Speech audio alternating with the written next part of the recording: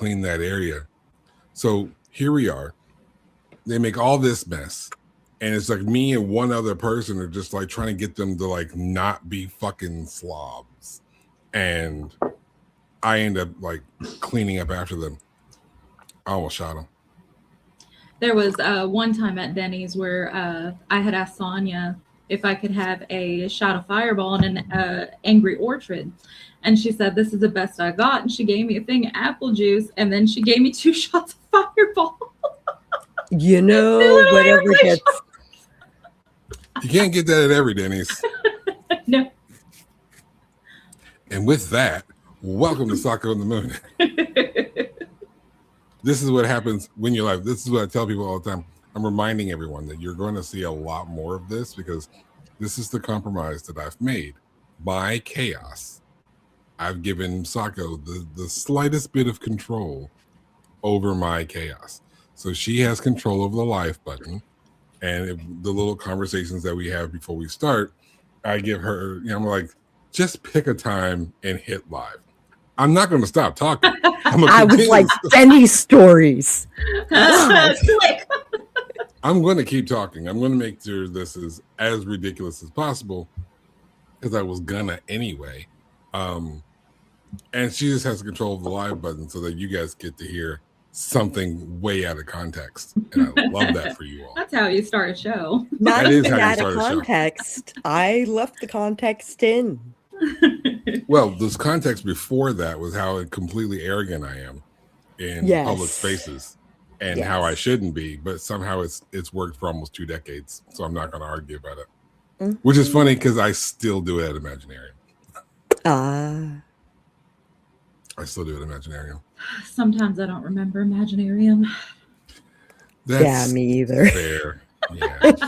Last year I did the whole Jason walking over to a tree up a hill drunk. I don't know why. What possessed him to do that? He's Jason William Allen. Yeah. If you want to get to know that guy a little bit more, we have an episode with him. You should go back through the archives and go find the episode of Jason William Allen. He sounds a lot more calm than we're going to make him out to be. He's not here. I was surprised. I counted and he only cursed 7 times. Oh. Yes. I cussed more than that. It's fine. I think you did. We're on YouTube. I'm 40-something. It's fine. I'm not going to... It's fine. If you have a 12-year-old that's watching this show, why? Warning, viewer discretion is advised. This content includes adult dialogue or dialect. The dialects are here. The dialects. Okay. Should we start the episode? The actual show? Yeah, why not? Oh, okay. Horror isn't just something we read. It's sometimes something that we perform, confess, and sometimes hide inside. Today's guest lives in the spaces where story leaves the page and enters the body. She's a writer, screenwriter, podcaster, performer, and musician. Someone who understands that fear changes shape depending on how you tell it. Today we're talking about creativity. Excuse me, let me try that again. Today we're talking about creative honesty, haunted mediums, and the stories we'd save or bury forever. This is Stephanie Lanham, and this conversation goes places most creators avoid.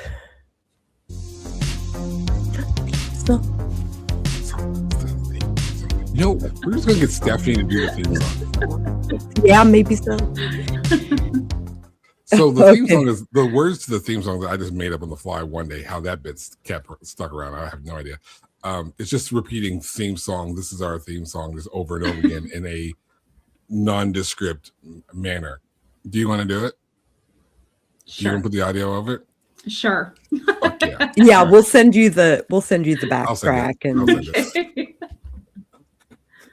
if you're new to the channel, I am Sako Toomey, artist and author and a bunch of other things, but we'll just mention that I'm published 6 times over. I've been working on my craft for decades, and now I'd like to share my skills with you guys. And of course, I am mocking Sako because I have to do something to create more chaos.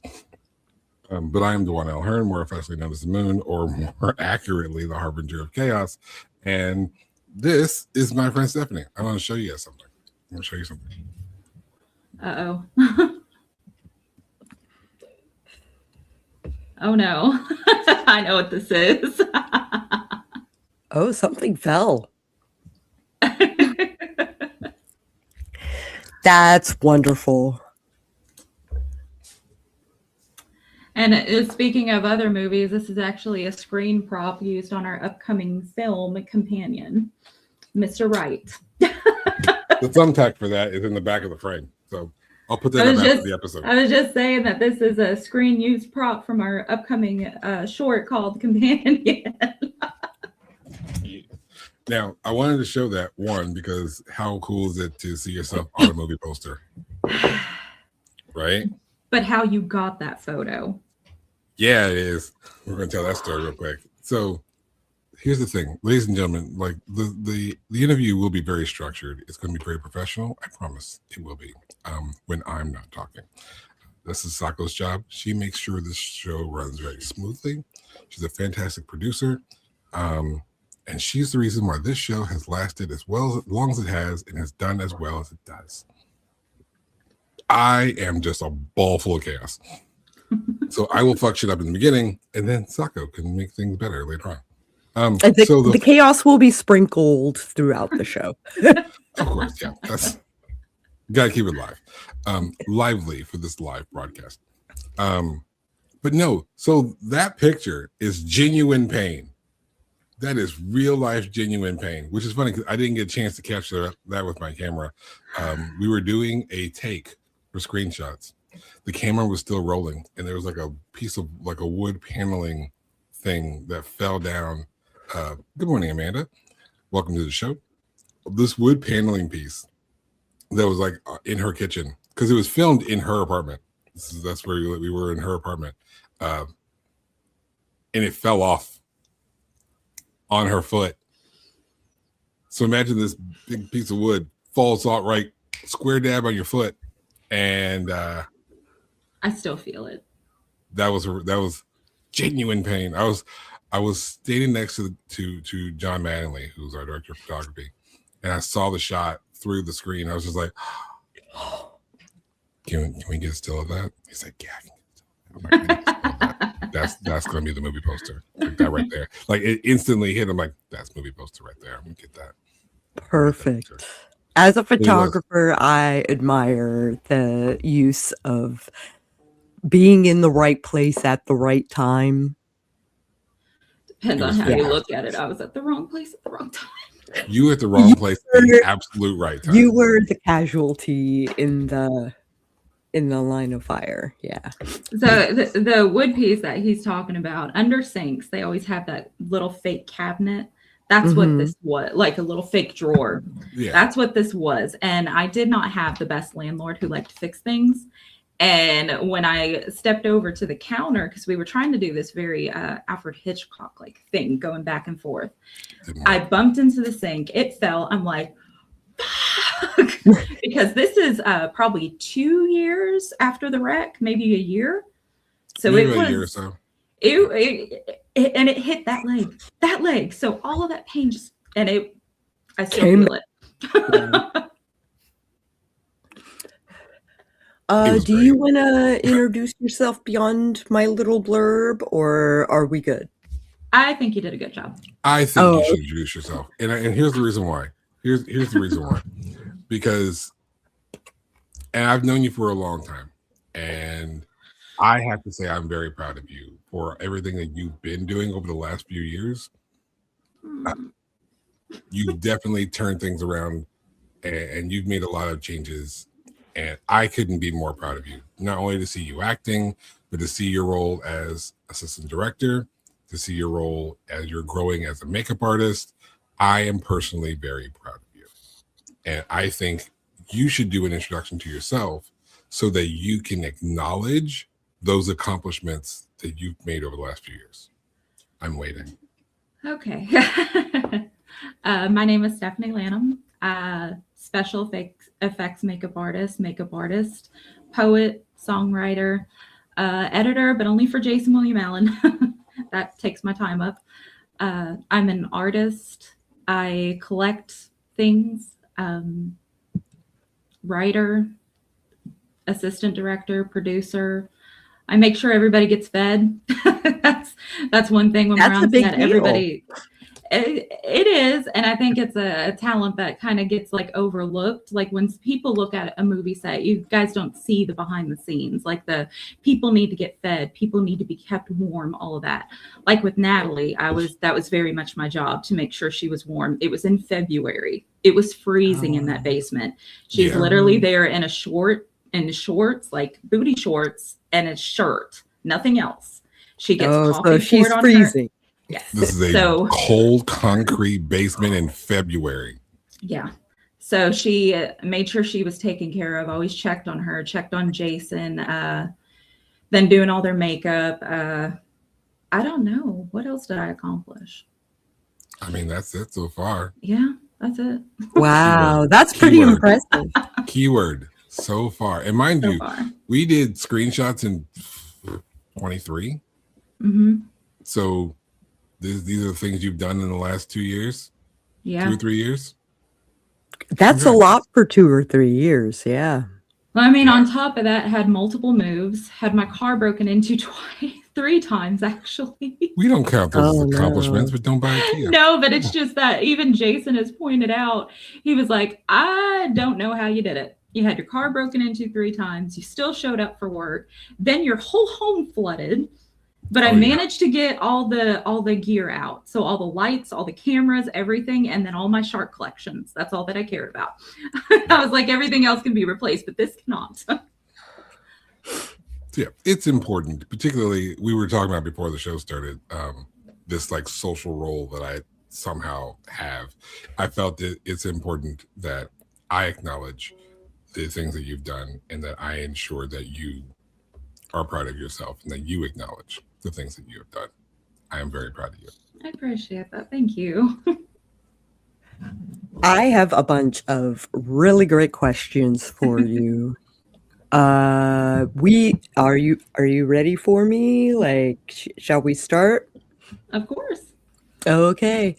If all your creative work disappeared tomorrow except for one piece, which would you let survive and which would you hope never gets found?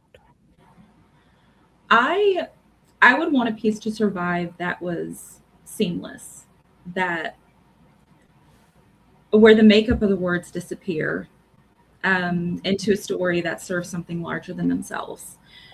What I would want to not be there is something that I did earlier in my career. I used to work at Baxter Avenue Morgue, seasonal, of course. And a lot of the makeup and special effects that I did back then when I was like 17, 18 has no comparison to how I've progressed thus far. So that stuff, I want that to disappear. We all start somewhere. Yes. Right? So, and we all, every time you do makeup or draw or sing or whatever, you are, or write for that matter, you are better now than you were 10 minutes ago. Yes. Constantly changing. And I feel that constantly evolving. Every time you write, you are learning. The best thing that I hope to leave for everyone is like the kind of work that people remember and it feeling more than just a technique. Like Natalie's hand, the ring. Remember when we stretched it off? I was proud. I really wish you guys could see Companion. Oh my god! I wish you guys could. I wish you guys could see Companion. We put a lot of work into Companion. That was like 9 hard days, 9 long days, and the makeup that was done on like it is grody. It is grody. Like there's a ring on a hand, and the guy who kidnaps her is not happy about her rejecting the proposal, so he ensures the ring doesn't move. I'll say that. I look forward to it. It's great. And it's so funny, that specific hand and the ring, I actually showed it to the legendary and my idol, Tom Savini. And I got to meet him, got to talk with him, asked him what he thought. And he literally said, that is great. Like, you've got all the blood, all the gore. That is great. And that was the highest compliment I've ever received from anybody. And then he encouraged until today. But yeah, that was a once in a lifetime moment. Like, you never know what's going to happen if you don't show somebody. Showed V, who actually did Edward Scissorhands and was special effects. Neil is a big deal. Showed her, and this was because of Vamp Chat. She went and introduced me to her, and I showed her my work, and she wanted to know what the premise was, all of that. And I told her, and she's like, it's good for your first run. And that's a big compliment too, because this is a girl that worked on many films, just like Tom Savini. And just to be encouraged to do more, to branch out, to not be afraid of doing anything. And even Tom Savini gave me the best piece of advice. He said, when you're on film and you're doing special effects, if something feels right, go with your gut. So like going back to where we did Companion and the Cheez-Its and everything, they wanted his head to be bashed in. So what did I do? I got some latex, got Cheez-Its, got a little bit of makeup and mixed it in, put it on his head, added blood, and it was done. This interview is sponsored by Cheez-Its. Not actually. Not actually. Not actually. It should be by Tubi. If you're listening, talk to him. Talk to us. Yeah. Cheez-Its, if you're listening, talk to your moon. Because that means I have to eat cheeses every episode. So I'm on best palatable thing that you in the moon podcast at gmail.com. Feel free. Drop us a line. We're going to talk about Vamp Chat here in a little bit. I got something for them later on the episode. Later on in the episode. We're going to give more space to Stephanie before we get into all that. Okay. What's a story that you've told in multiple formats that changed the meaning every time you moved it? And which version felt the truest? I thought a lot about this question. And honestly, when it comes to a story I'm telling, nothing changes more than my own transformation. It is constantly changing. If you were to ask the Stephanie 5 years ago, everything that she's doing in life versus me, it wouldn't be the same. It's always changing. And I feel like that in itself is an accomplishment, because how many people can say that they do special effects for this or get on stage at Imaginarium or win awards at Imaginarium? Not a lot of people do. And I'm just very blessed, or meet so many famous people because of Jason. Jason is literally my rock, and he has opened my eyes to like a whole new world that I did not know existed, and I love it. That's amazing. Jason is a good guy. I have to say that he kind of opened those same doors for me. Much different way. I didn't have to date him. But I mean, the way he's been calling me this week, though, he might as well be. But no, like, Jason's a good guy, and that's one of the reasons. Like, if you pick up Jason's book while you're also buying Stephanie's book, which I'm sure we're going to refer to later on, go ahead and buy their books on books. I pluralized it. Buy her books on Amazon, and then you get Jason's. I wrote the foreword in Jason's poetry book because the book's dark. Of course it is. The poetry book's dark. No, it's dark. Like dark. I'll have to pick up a copy. I told him that I'm going to send him my therapy bill. You should. He's got it. It's fine. But I wanted to make sure people knew how good of a person Jason really was. So I made sure that was part of the foreword. It was a good foreword. You work across voice, body, and page. Which medium lies the least, and which one lies the most? The body lies the least. And special effects makeup, materials, time, and movement always tell the truth. You can't fake something, how it holds up to the camera or lighting. I believe that what lies the most is pages. poetry because you have time to re-edit them, change things, stuff like that, and smooth it into something like cleaner than what you originally wrote. Yeah, revisions. Yeah. You know, when you're working. Sorry, I was gonna say I've learned with poetry to try to modify those the least, because the more you fuck with poetry, the more you fuck up poetry. Like if you write something in like raw emotion, this is, mind you, we also like the whole point of this show is tips for writers and other people out there in the creative space. So this is my tip for you guys. If you're gonna write poetry, once you write it, outside of general like grammatical cleanup, don't fuck with it. Yeah. If you feel like it's good, leave it be. Just leave it alone. Clean up the grammar so people will actually take it seriously. Leave it alone. Trust your feelings. Trust your emotion. That's what puts the beauty into poetry. Carry on. When you're working in horror, what emotion are you actually trying to protect the audience from, if any? Isolation. Ooh. And horror can fear, or horror can make fear communal. By giving it a form, something seen, named, and shared, it reminds people that they're not alone. And the audience sees their fear outside of themselves, which can be unexpectedly comforting. That is one of the most profound horror answers I've ever heard in my life. That is profound. I'll be sound biting that. Well, I mean, come on, you're in a movie theater with people and you're watching a horror film, and then you're just all like cuddled up like this and like, oh God, that guy got his head chopped off or this or that. You're all together in that. You're not isolated. Yeah, we're laughing when the head gets cut off. I'm judging it and being like, how can I recreate this? See, that's how doing movies and doing film fucks you up. Like, I have not been able to watch a movie as just a watcher of film in like 2 or 3 years, because now I'm like, how was that written? Ooh, that line didn't deliver. That line didn't. How did they pull the jaw off and have all like the that stuff line? hang? Like, the lighting is weird here. Why did they cut the scene here? Why did they cut to that? That cut was too long. They should have cut off sooner. Art direction. And then we started doing reviews, so now I'm extra critical of movies. I'm even more critical than I was before. I'm ruined. I'm ruined. I will say though, you guys have seen me. Like, I hang out with all horror writers, almost exclusively, particularly at conventions, and that's probably one of the most profound horror responses I've heard in a long time. Yeah, save that shit. Make that shit a reel. Hashtag copyright. Petition on a t-shirt. Maybe.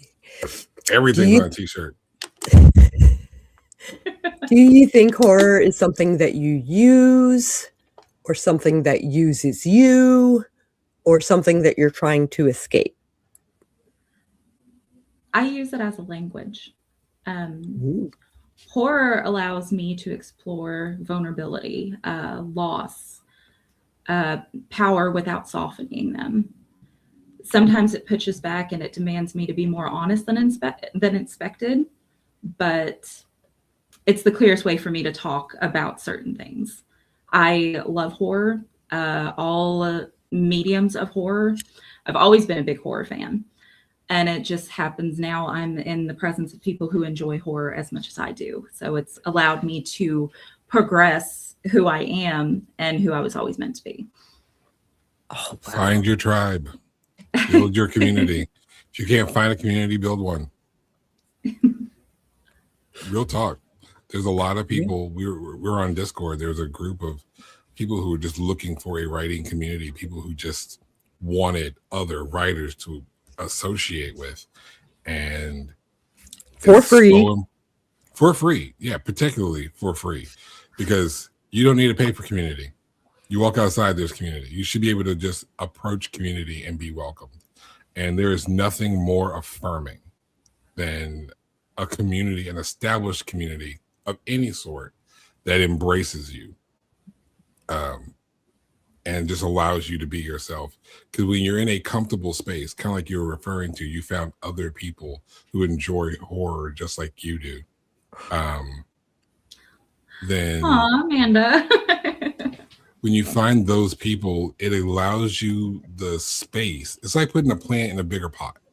It gives it enough space to just grow its leaves, grow its branches, and become a stronger plant. So Yes. again, I will always pepper in the mission of the show, which is to help other people who are watching this grow in their own right. So take what Stephanie said, take what we've always been saying.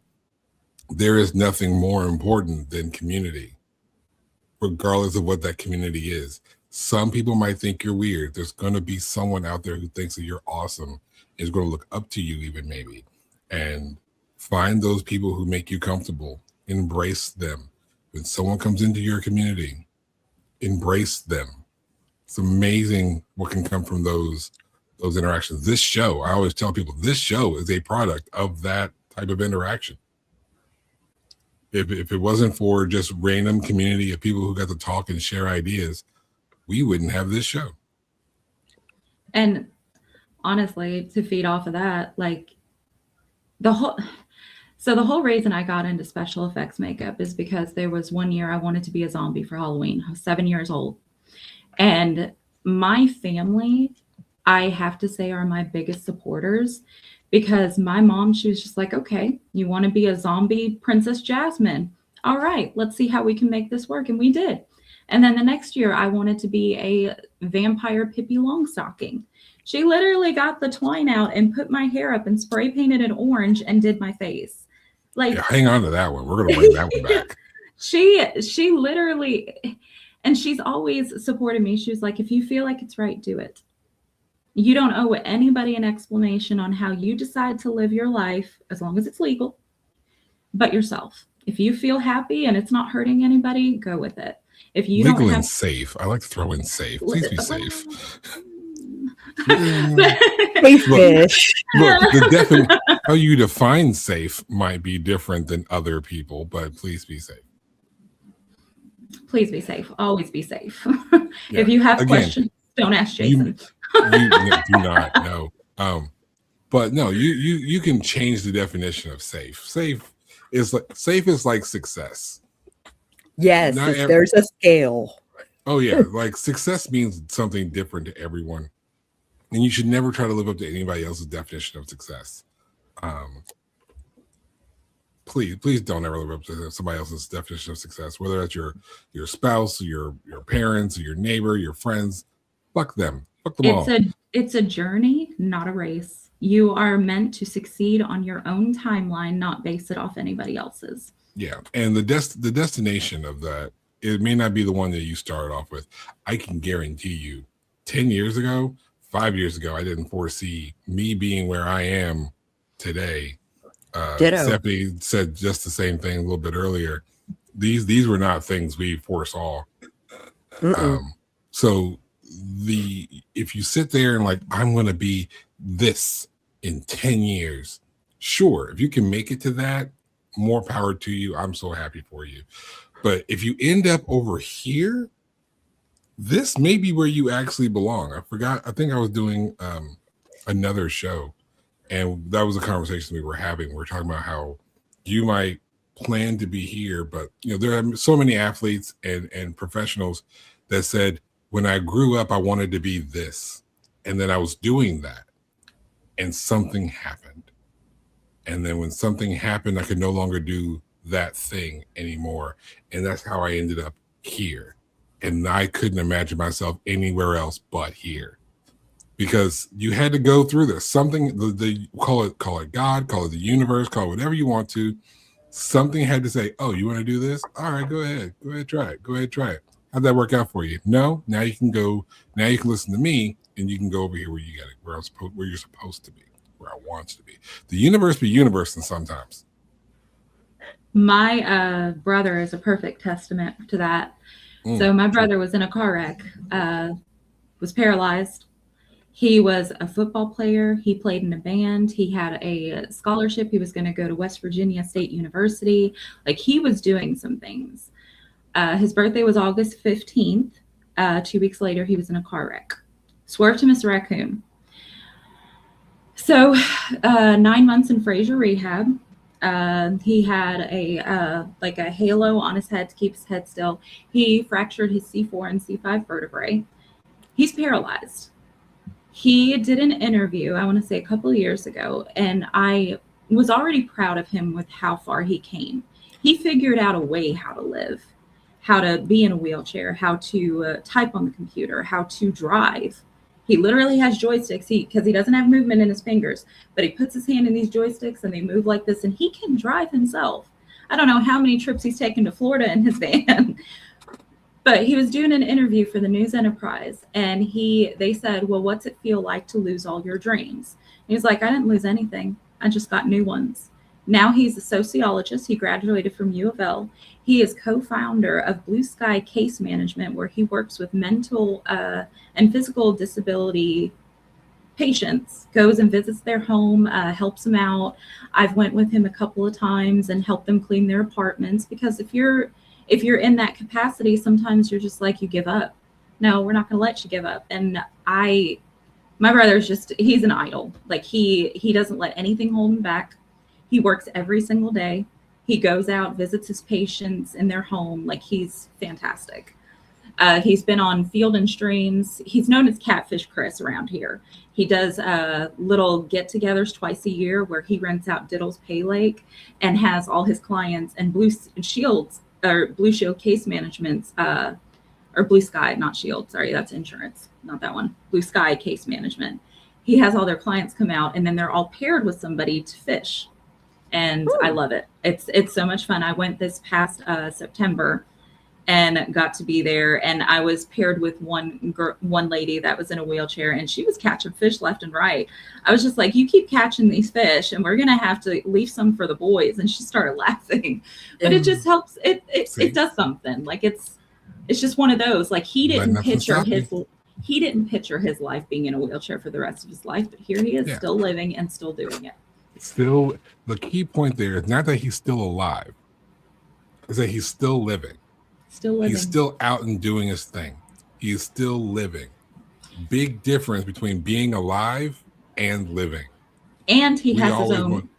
Oh, sorry, didn't mean to cut you off. And you're the guest. Go for it. He has his own business too, called called Catfish Pudding, and it's a dip bait that will almost guarantee you to catch a fish every time.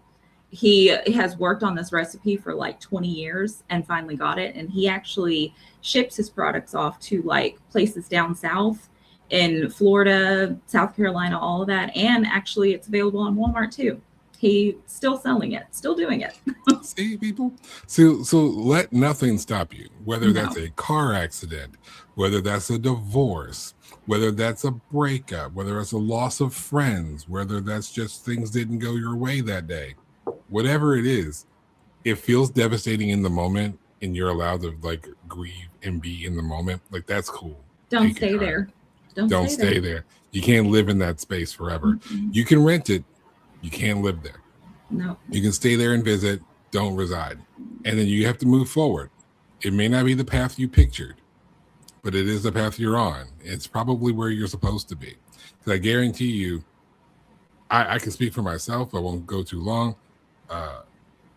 Where I thought I would be at this point in my life, nowhere close to where I was. I was adamant about not having kids.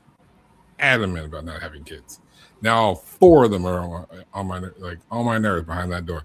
But I love them, and my life would be I wouldn't be able to do the things I did without them, without the family that I have, without the friends that I have, the connections that I've made. Stephanie, her brother, Chris. Yes. And Sako, I think we can all attest to the exact same thing. Like, things have happened in our lives. We are not on the paths that we thought we'd be, but here we are. And I couldn't be any happier. I couldn't imagine myself any happier or more successful by my definition of success.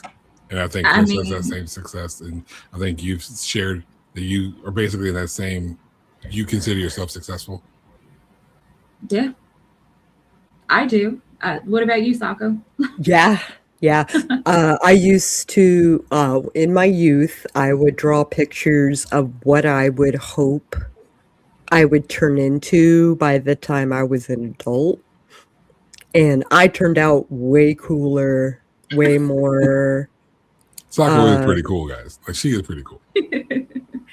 like We hung out with Sako in real life. than I ever dreamed I could be.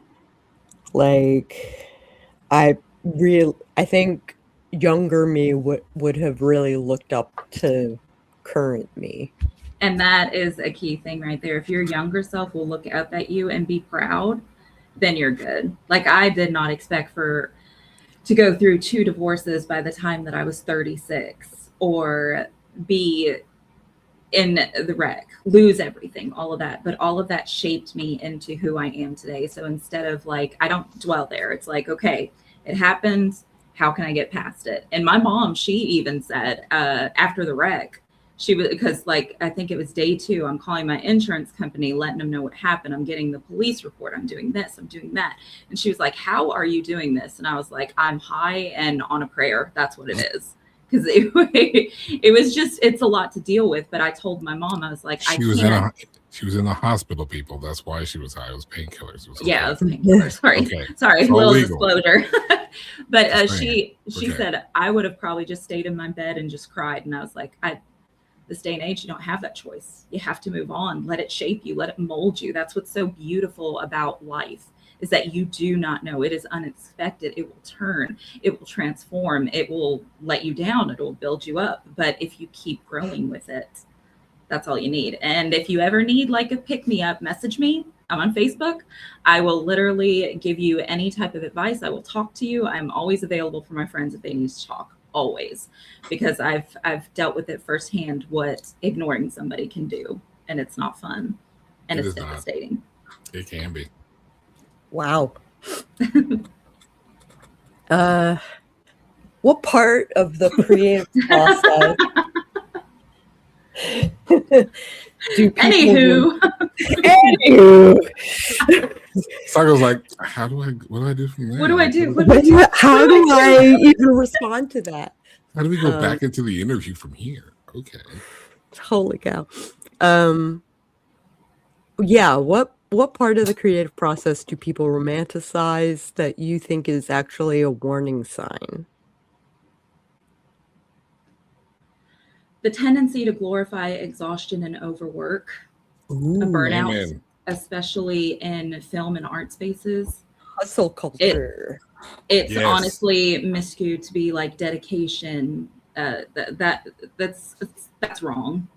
For me, sustainability matters more than a spectacle. Creativity should not require you to self-destruct. Amen. Eminem is a great example. I didn't think I'd bring up Eminem today. Eminem's a great example. There are interviews with Akon, because they have that song together, Smack That. So when they were recording this, Akon tells, I have to look down because I knew somebody was going to do that. Akon tells the story that like he gets there, and we've all heard the stories about rappers who go to the studio at like 9:00 at night and they stay up all night and they're laying down tracks and dropping beats and stuff like all night long, and they're partying, whatever.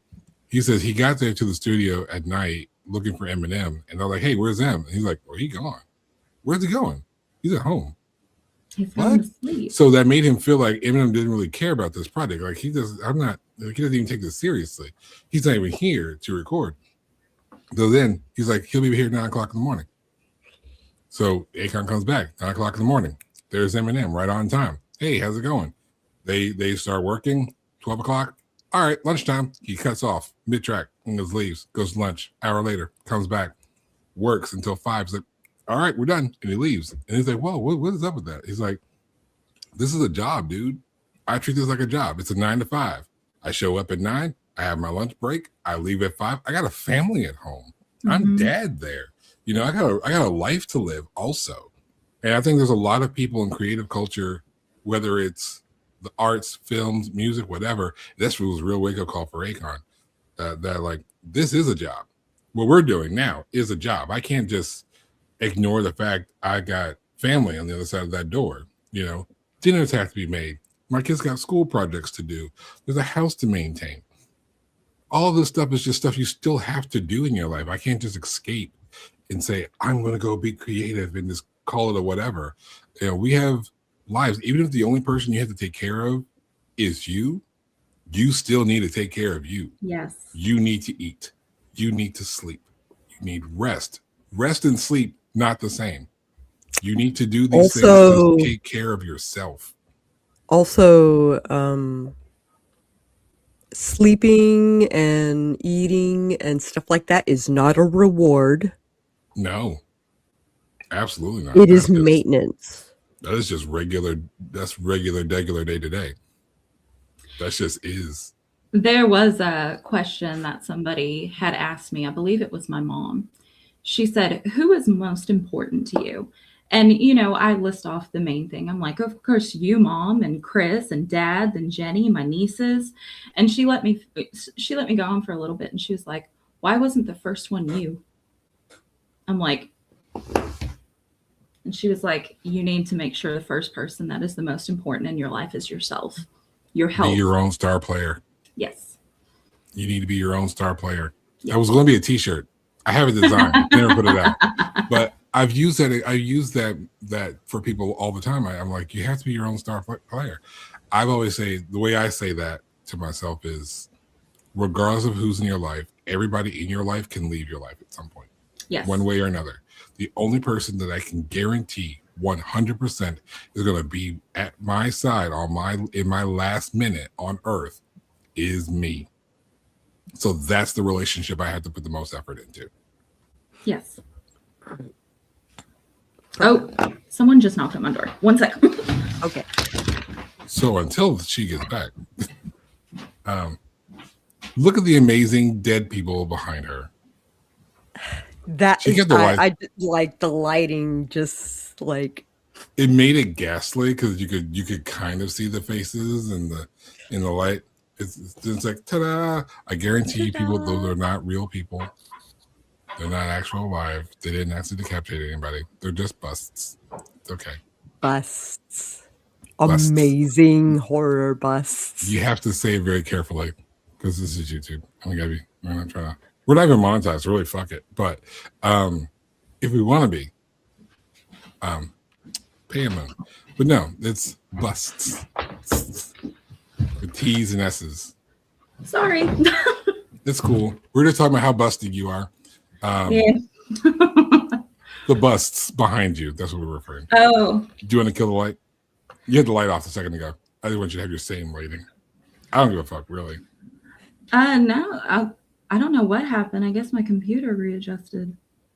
I mean, maybe. I just thought you oh, look at it adjust. Yeah, there it goes. It's adjusting now. There it goes. There it goes. It's adjusting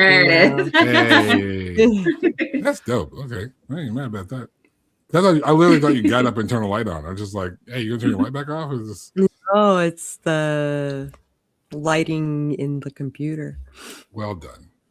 Well, my iPad. Well done. It likes to adjust the light. Yeah. Oh, it's an iPad? Fuck that. Yeah. I have a thing about Apple products. Fuck Apple. Take away that compliment I just gave it. Doesn't deserve a compliment. Watch, system's gonna crash on me now. You hurt its feelings. Apple doesn't have feelings. Speaking of feelings. Segways. Siri. She's not. Speaking of feelings, have you ever created something that felt too honest to share publicly, and what made it cross the line for you? In short, yes. My poetry is brutally honest. And sometimes the truth needs distance before it can be released. Especially with my new poetry book, that one. It has a lot of poems from back when I was like in my teens, living through life and dealing with depression, mental illness, all of that. Same things that Jason do, which is why we connect on such an emotional level and physical. Timing is just as important as honesty. And there were a lot of poems that I had to leave out because they were that raw. And it wasn't to protect myself, it was to protect the feelings of others because I wasn't ready to release those. I feel that way about my music. Yeah.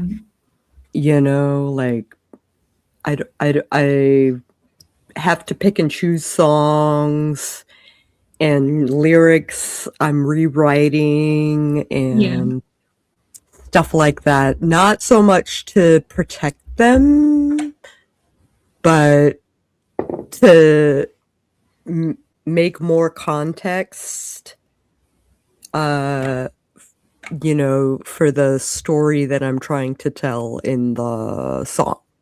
Yes. And we do that a lot on film sets too, because we'll have this amazing idea, and then, you know, it'll either be our director of photography or our director himself that'll be like, whoa, we can't go there. And me and Jason are just like, why? And they're like, because it's too much. And we're just like, but we want to do that. We want to be the wow. We want to be the holy crap, did they just do that? But we get reeled back, and it's usually everybody in Hallowed Hills. Moon, Thomas, John, mainly John and Jason and Moon, but they'll dial it back and be like, yeah, maybe that's too much. It helps to have, it's not helpful to have censors, but it is helpful to have objective viewpoints. Yes. So for those people who are establishing groups and such like that, do understand that not everyone's idea can be done at the same time, and not everything can be done the way you want it to.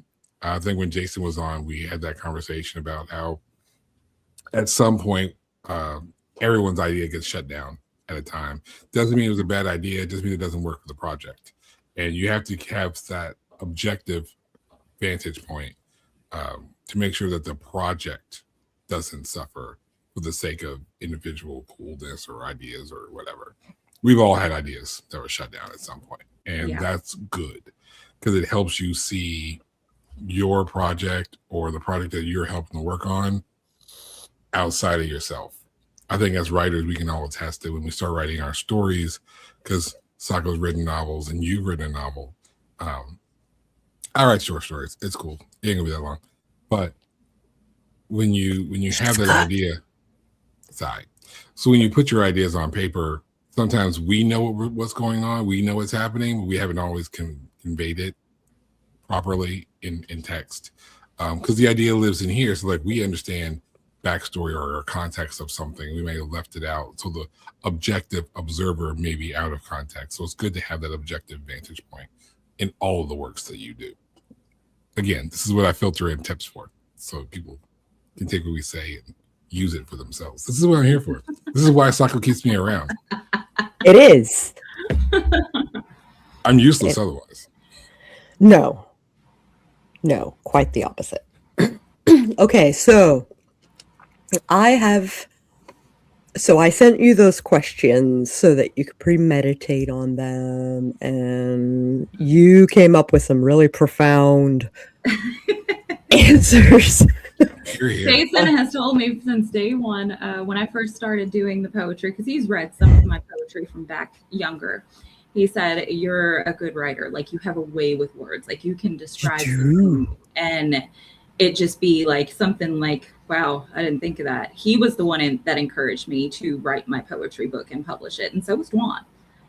If it wasn't for you two and my family supporting me and saying, do it, I never would have done it. So thank you, Moon. And thank you, Jason, and my family.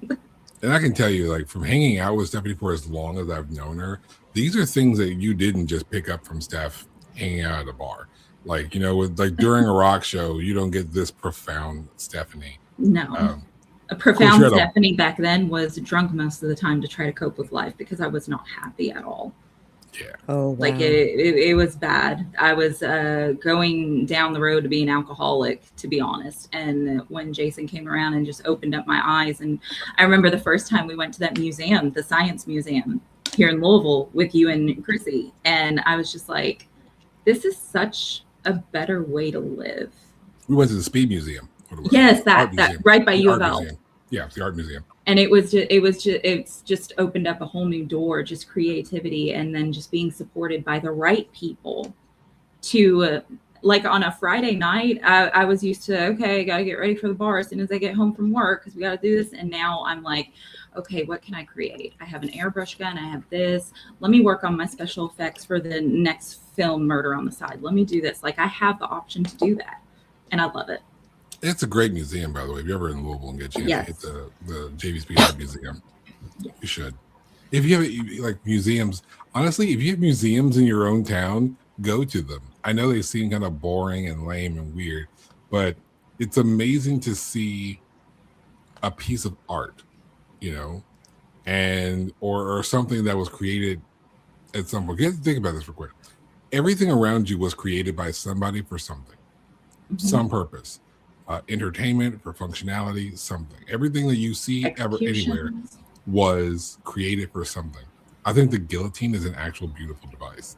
I do too. Beyond its function, it's just a beauty in its simplicity. The power in its simplicity. I digress. But when you go to museums, whether they're history museums, science museums, art museums, Louisville's got a whole bunch. So if you're coming to a Louisville for any time, DC, Smithsonian is free. Yes. Yeah. What's left of it? Also in Chicago, actually, or Cincinnati, I think. They have Chicago, this whole, like, great museums. Like, they have this big, and I remember going, went by myself, but I went to the dinosaur exhibit, which that, if you don't know me, my obsession is like dinosaurs, sharks, and coincidentally enough, goats. I don't know why. It just is. That's wonderful. My whole living room is done to nothing but sharks. The dinosaur museum up there was just amazing. I got to see a T-Rex up close, like their skeleton all put together. And grant, it was a replica. It wasn't the original, but it still was like, this thing was massive. I can see why people were scared if these ever got brought back to life. And then you go down this cave to the Aztec part, and you learn so much about certain things. I'm scanning QR codes because this is back when COVID was happening. I'm scanning QR codes and saving them, each one, because I wanted to go further into it. I'm a huge history buff. I love studying anything in the Victorian era or the Golden Age. Queen Elizabeth, Queen Mary, all of it. It's a great period of time. And it's just, you go to these museums and you can learn so much more than you can in a bar. Mm-hmm. And there's so much access to creativity because you're like, what's the energy behind this creation?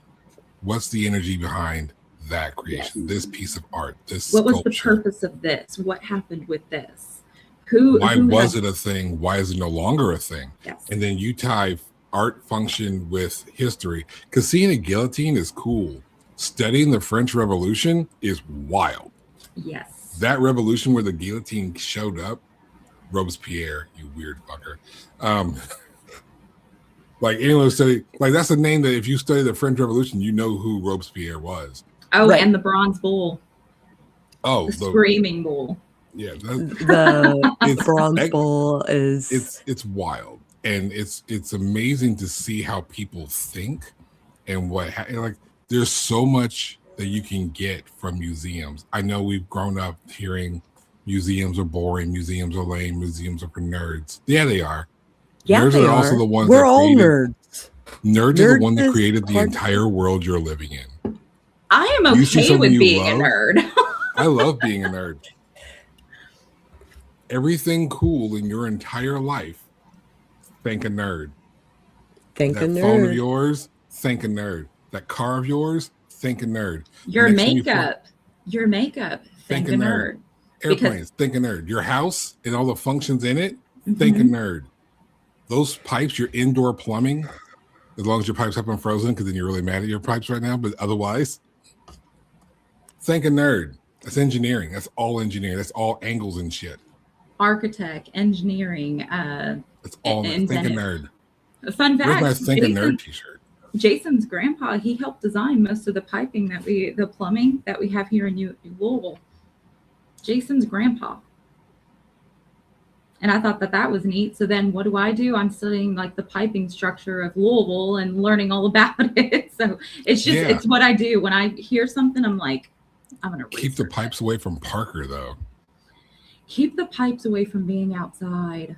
Put them, I know it's easier said than done because not everybody has a basement, but it was so nice to have a basement during the snowstorm because I didn't have to worry about my pipes freezing. Yeah. But you also need to watch out for people who stay at your house and ruin your shower, flood your house. Damn it, Parker. Hey, that is a whole different. No, that you could don't be a understand. whole different episode. Where It's a joke with this guy Parker, who's an excellent assistant on a film set.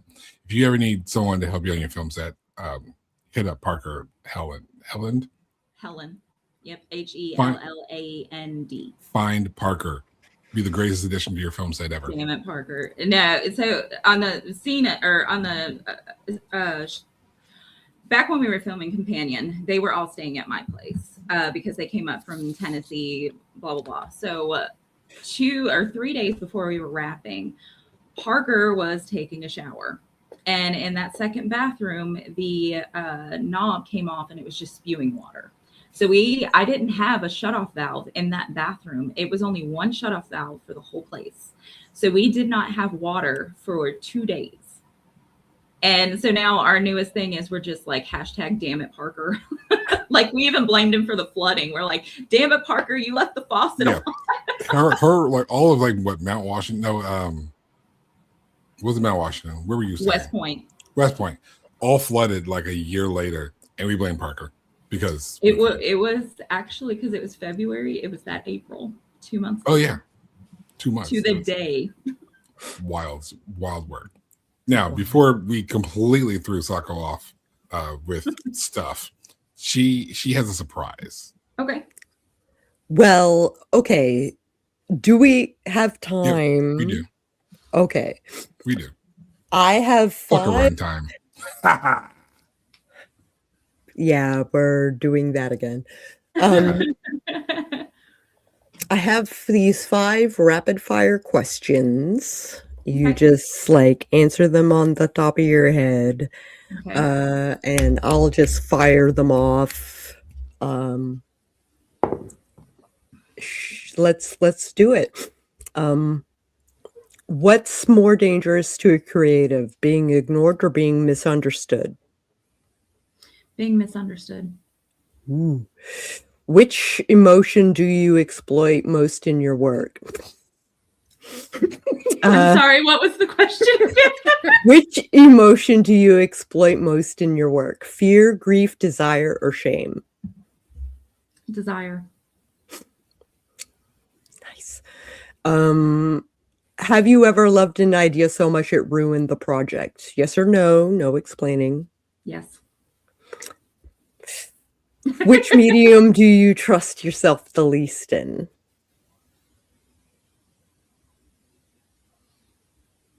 Fuck. Can you draw?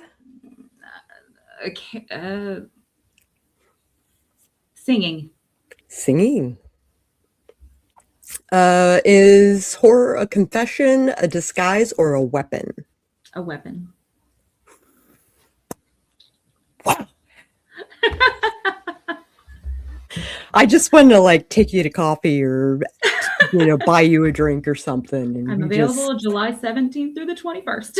Yes, we will hang out. Oh my gosh. Do you have anything you'd like to promote? That's coming up or anything like that? Of course, I always start with the one and only Jason William Allen. His art book is coming out. I believe it's called Diary of a Dead Man. I probably messed that all up and he's going to kill me. But it's we like to go and visit cemeteries. So he took a lot of pictures and we're doing this whole big art book of it, like a photo book. And it's going to be amazing. He's told me the ideas that he has and it's going to be great. Also, he's working on some new stuff to do at Imaginarium. It's going to be a full band, so he's excited about that. Ooh. When it comes for us as Hallowed Hills, we're actually going to be filming the 3rd and final thing of Murder Matinee called Murder on the Side. So we're excited about that. And then after that is Monster Movie. So, yes, and that's going to be at Malice Manor. I'm so excited about that. I love Amanda so Malice much. Manor. if you guys have missed our Jason William Allen episode or you missed our episode with Sean and Amanda Durkin, then you missed some of our best episodes. We've made mention to Monster Movie. I've made reference to Monster Movie. I had a phone gonna call be a last night blast. about Monster Movie. Yes, that was here. Yeah, I had literally last night there was a phone call I got about Monster Movie. Yep. We're doing Monster Movie. I can't wait for Monster. I'm excited about it. And It's Ryan, my favorite thing I've ever written. Ryan, me and Jason's pseudo adopted kid, who is so much like us in every single way, not shining away from my nieces because I love my nieces, but Ryan's been a part of our family just as long as Violet have. They grew up together, go to the same school, all of that. But she messaged me actually the other day. She was like, "So when's the script going to be done? I really want to be in this because she's going to be the main character."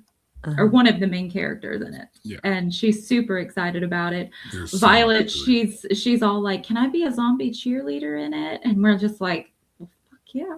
Who doesn't like zombie cheerleaders? Like, I can find space for that. Yeah. yeah. There are obvious rewrites that have to be done because things have changed since the original has been written, but it's going to be a pretty big thing. One of the things that you did not mention is anything that you have, Stephanie. Okay, so there's one, and I worked really hard on this. Well, that was Echoes of Vengeance that released last year. I had it available. Yeah, it's available on Amazon. It follows the story of Ethan, who ignored a phone call from his girlfriend after they had a fight, and then he checks it the next day only to hear her being murdered on the other end. So then he goes into this whole big city underbelly trying to figure out what happened to her. And then he uncovers a lot more than he bargained for. It's actually going to be a series of 3. I have started on the second one, which is going to be called, I'm kind of bouncing back between names, but I'll let you guys know.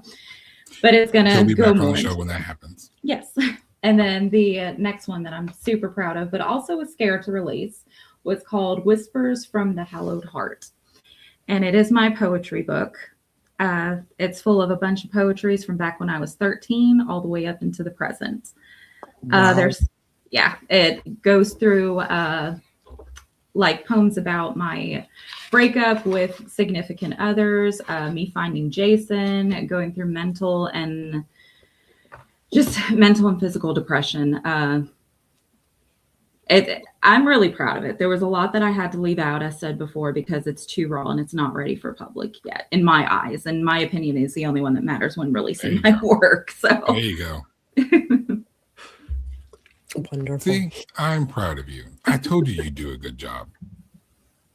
Well, thank you. I told you do a good job. Now, before Sako wraps this up, if you could recommend a movie to review on Tuesday. I'll wait. So I was talking with Sako earlier, and I had mentioned that I had 2 movies. The first one is a vampire-inspired movie. It's called We Are the Night. It's a German flick. It's got like this predatory female vampire neo club scene type thing. It's really good. I loved it. The second one, and I know we're not supposed to recommend 2, but it's The Prowler. This literally was one of Tom Savini's movies that actually cited him in the special effects circle as a benchmark for slasher era makeup and craftsmanship. And I will be his biggest supporter until the day I die. I love him. Well, we can pick one of those. I blame Parker. Of course, it was Parker. Damn it, Parker. Now, we'll pick one of those, and we're going to review it. And I can't wait to do so, because now I love movies that I haven't seen before. I haven't seen either one of those. But speaking of vampires, this isn't the only show you're going to see Sako and the Moon on in the next 7 days. Yeah, you're going to hear our review on Tuesday. That's cool. Wednesday, February the 4th, you're going to see or hear Sako and I on Vamp Chat, as previously mentioned. On Podbean. On Podbean. We're going to be on Vamp Chat. They posted this thing where they're going to turn the tables on Sako and the Moon. Yeah, right. You can't turn the tables on me. I'm me. Can't turn the table on the Moon. That doesn't happen. So I can't wait. I cannot wait for me and Sako to be on the season 4 premiere of Vamp Chat with Dan and Eva. go to Pod. If you haven't downloaded Podbean yet, get it now. Do it like literally right now. After you've liked this video, after you've subscribed, you're about to open up your Amazon app so you can buy Stephanie's books.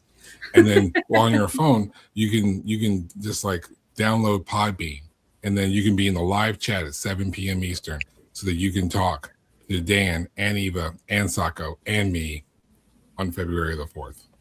Make sure that you follow Vamp Chat so that you get the notification when we go live.